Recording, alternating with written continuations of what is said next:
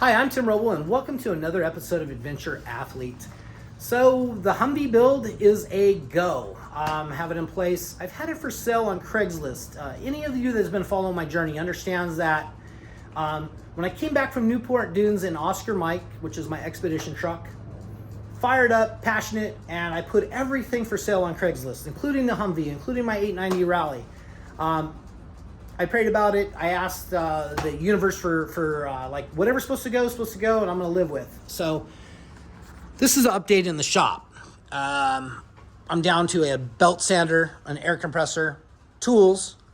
Pretty much I'm going to build this whole adventure / expedition Humvee with this Millermatic 255 and my cordless Milwaukee sander, disc grinder, and a cutter. This is what the shop looks like. We're down to a tube notcher, a tube bender, a tube roller, a drill press, a chop saw station, and a cold saw. That's what we got, and then we got all these parts. So I'm guesstimating with all the parts I have: Snowmaster refrigerator, Max Air fans, dish, Renogy Rover with the flex panels, the tubing, everything. I think I'm gonna have to spend about $5,000 out of my pocket to do this build. I have aluminum, I have tubing, I have everything that I need to want to do in this, and I have physically all the parts, but little nuts and bolts and other little orders of metal actually come in. I do have this bumper. I also have a Sherpa 18K winch in the front. I got just about everything I need. I got brand new seats, harnesses, and everything for this. What is the plan for the build? So inside, we'll start with just an outside look real quick. Because when I originally bought this had no doors.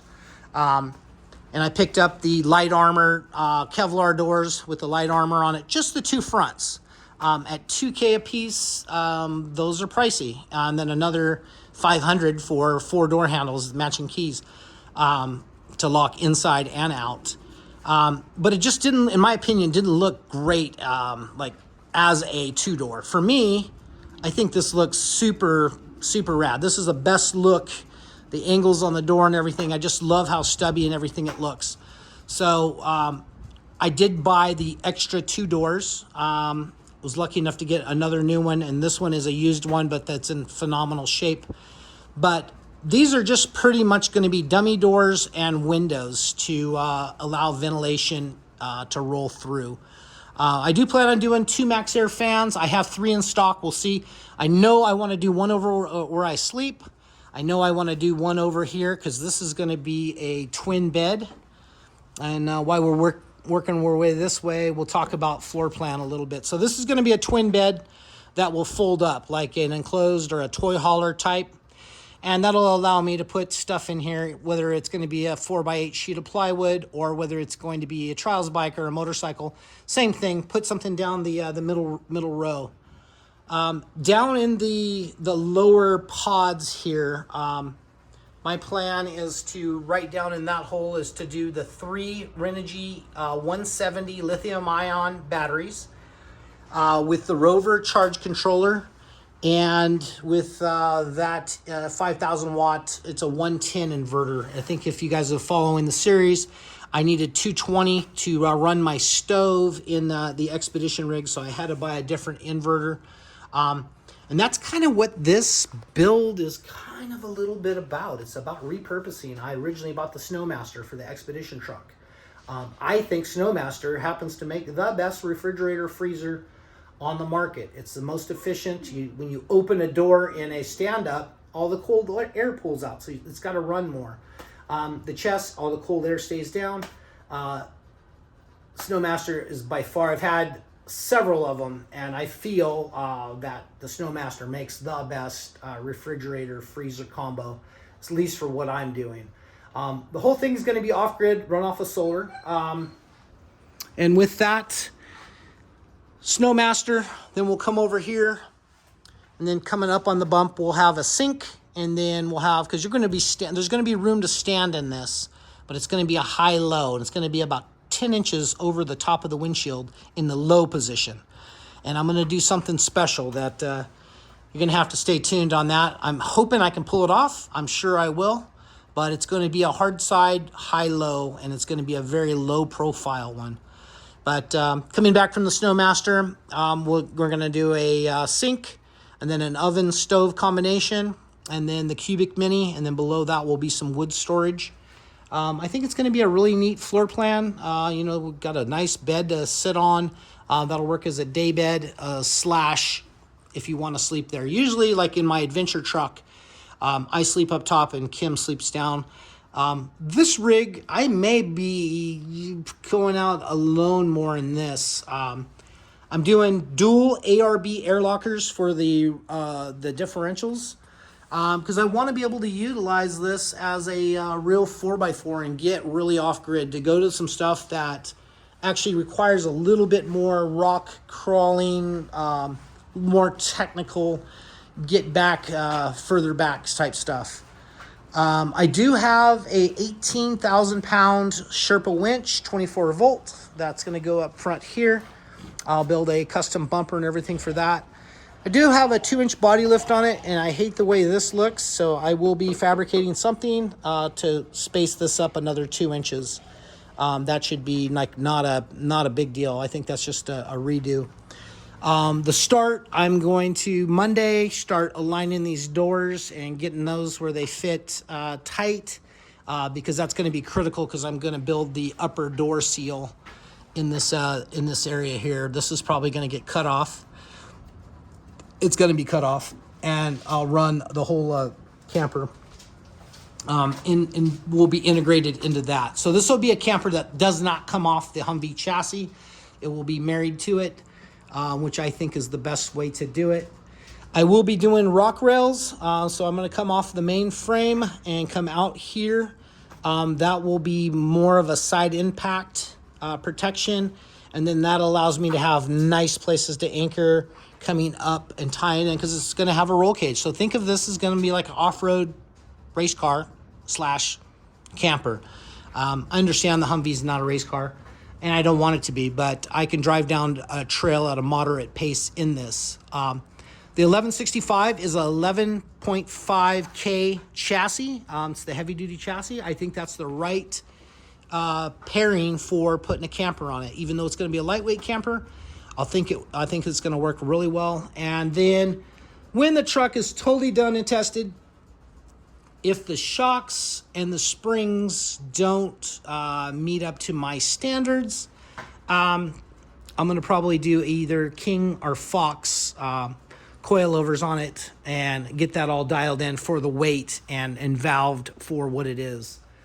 Other than that, a lot of little tweaks like all of this stuff that's hanging off here. I'll probably cut that frame pretty close to that rear member there and redo all of that so I have a tighter departure angle.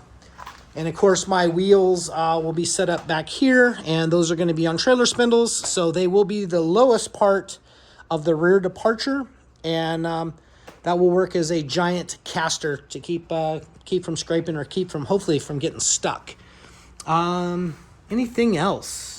Super stoked on this platform. I've wanted a Humvee since I came out. In the military, I think I only drove a Humvee 3 times.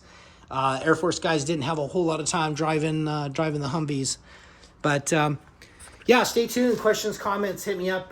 Tell me what you think. One of the other questions another guy was saying is the Humvee has too high of a center of gravity. I disagree. I feel like the 350-pound body sitting on this heavy-duty massive frame with all of this mass down low, the portals are a wonderful thing to keep ground clearance up. I think that's rad. I think all in all, I think this is the great platform. I mean, look how much room we have in here to honestly play with. In my Canyon, you can open the door and you can crawl through here. So like all of this space right here is kind of wasted. I do plan on putting a toolkit here accessible to pull out. But I think this floor is going to be flat and it's going to work on storage. I do have to mount this and mount a seat. You can see that I've already cut that structural part out. I know a couple of people will be like, oh, you can't do that. Yeah, you can. It's an aluminum body. It's not a big deal. It's going to be replaced with a steel roll cage inside. But instead of trying to crawl through here, I got no problem getting where you're going and crawling through here. And of course the ramp is going to be a drop down ramp like I do on all the trucks. So I think it'll be pretty cool. I mean, for me, that's a lot of room just to turn, pivot, put your knee on the seat, and I'll do like a little padded area so you can kind of get back and then get stood up. I want to make things easy to work on and get to. That's what I like about a military platform. If you look, there's no power windows to go wrong. There's not a whole lot of computers in this thing. Just simple gauges. I like simple because when you're out in the middle of nowhere and you got to figure out how you're going to fix something, simple is way better than hard. Always worried about my Canyon, although I've had zero issues with that. It goes down the road well, but I always worry about, just like my dad labeled my GMC Canyon, you're driving a computer. Well, you're driving actually several of them going down the road. So it's very computer driven, where this really isn't. This should go down the road with the 40-inch tires. 75, no problem. It's a 6.5 turbo with the 4-speed. The right choice for the build. There's a lot of guys that are doing builds on 998s. To me, I looked at the 998s, and with a 6.0 and a 3-speed, or a 6.2 or 6.5 and a 3-speed, to me that's a deal breaker. I mean, you can't really go down the road more than 55, 60 at the most. You upsize the tires, that helps your final gearing, but to me, I wanted the turbo. I think that that front end looks pretty cool on it, and I'll work on getting that back. But that's pretty much it. Let's talk about schedule for those of you that follow me. Unfortunately, the house in Bullhead City has fallen out of escrow, so back to square one, at least 30 days out from the final offer that I'll accept. So that process is starting over again. I don't know if I already had talked about this again, but Johnson Valley for the Trials event. I'm going out in the big truck, Oscar Mike. I'll be out at Cougar Buttes from 15 to 26 September. Then coming back here, switching trucks to the adventure truck, heading up north to do paramotor training from 1 October to 10 October. Then I'll be back here again. Shortly after that, I'm going to do an expedition ride on the Quiet Cat Jeep Rubicon bicycle. I'm going to probably do 3 or 4 nights up here in our local forest after it's kind of cooled down a little bit. Then I'll be back, and then back out to the Hammers. Probably 3 November to like 23 November, somewhere in there. I'll be back here for Thanksgiving, and then I'll jump on the 890 rally, ride to Palmdale Thanksgiving evening, check into my hotel and register, or we'll already be registered, but get all my packet for doing LA Barstow to Vegas. That'll be Friday, Saturday, Sunday. I plan on being in Vegas till Monday anyway, then riding the 890 home. So I'm going to do that sole supported on that bike. Whatever I leave with, either in a backpack or panniers, will be what I take with me on that whole trip. And I think that's the perfect motorcycle for it. It didn't sell. I never had an inquiry on it, so I'm going to use it. I'm going to use everything that I have. Everything that I didn't need is gone. And I'm happy with that. As far as the 15 January leave date, I will have already started that process and really getting into it. I am going to have to come back in February for taxes, and I think I got to finish some dental work. I had an implant done, and I got to wait for that to heal to get the final deal. But I got to pick up my Stark Varg also. That's coming from Spain. That should be in, it says 22 February. So I want to be here for that, swap things out. Looks like we're going to keep the house for now. So as far as keeping a shop, I've talked to my stepson. He's happy with what's left in the shop. We can still do a whole lot of things out of here. But I still am committed to my build and to my full-time effort. So this is going to happen in spare time. First build I probably will ever be able to do that I won't be in a rush and really get to do some trick stuff. And I really want to take some time for the people that wanted to see more things like settings on the welder and my thought process of why I've putting something together. But honestly, these expedition adventure campers are not super hard. You just go with your research and your theory, and a tape measure and a square is your friend. Another thing that people ask me, like, well, okay, you got the Canyon and you have this, like, what's going to be the difference? I want to use this more for off-road. And underneath the belly of this thing is 21.5 inches.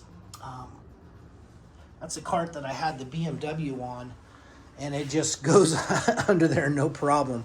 And that put the BMW way up in the air for me to crawl around and work on. So super happy, stoked. Long-winded again, but you can always tell that I'm passion-driven, and the whole thing with life is to be happy and passionate about wanting to wake up in the morning to go do something. So I'm already started living the adventure athlete lifestyle. I'm still logging 150 to 200 miles on the e-bike a week. I have not really touched the motorcycles yet, so that's going to change. We're going to start changing some things up. We're in August. It's hot. My worst time of year to be here in California, or even Bullhead. It's too hot to really do anything. You got to get out in the morning, and then in the afternoons you're going to spend some time sweating, which is okay. I mean, you know, I get heat acquired pretty well, or acclimated really well, but it's still not pleasurable to work in. So right now, fitness and health, eating well, keeping my stress low, hopefully get this house sold in Arizona. And then that frees a 100% schedule to me to travel and start collecting my retirement from the Air Force and civil service and Social Security coming down the road. So that's kind of my life story. Thank you guys for watching. I appreciate each and every one of you guys. I got about a core 250 people right now that are awesome. Thank you so much for subscribing, hitting that little notification bell, and watching each one of these uploads, and taking the time to like and comment. Thank you so much from the bottom of my heart. I really appreciate that crew that really keeps me going and motivated. So yeah, I guess we're gonna see this Humvee being built. That's gonna be it for now. I'm Tim Rubble. Thank you guys so much for watching, and I'll catch you here next time.